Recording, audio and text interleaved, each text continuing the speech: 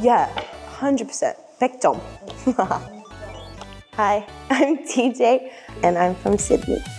I was really scared. Like I stood outside in like the stairs for like 10 minutes. And then I walked in and then the 선생님들 were at the front and they were like, oh, 안녕하세요, like hello. And I was like, oh my God, I love it. They're so nice. And it was just like, if it was scary to walk in, that would be over by the time I set foot in the door because it's like, oh, it's fine. Wherever I might go in the future, I have people that I can message and like meet up with.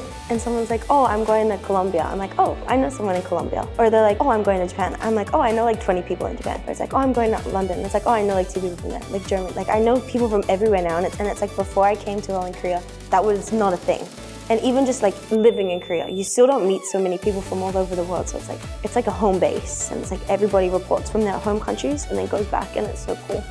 Since coming here, my goal was to be more E. So if that's your goal, like to become more of an extrovert and be able to like communicate with people better, definitely.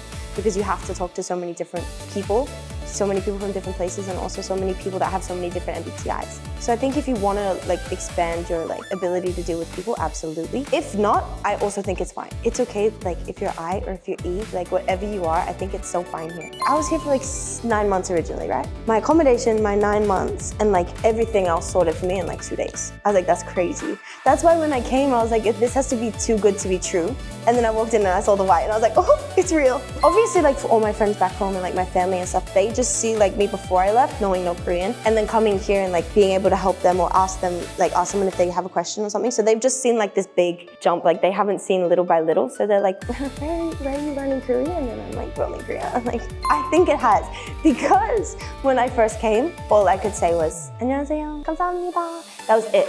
You couldn't like, if you said 만나서 반갑습니다, I would have been like, yeah. And now I like talk to people in Korean.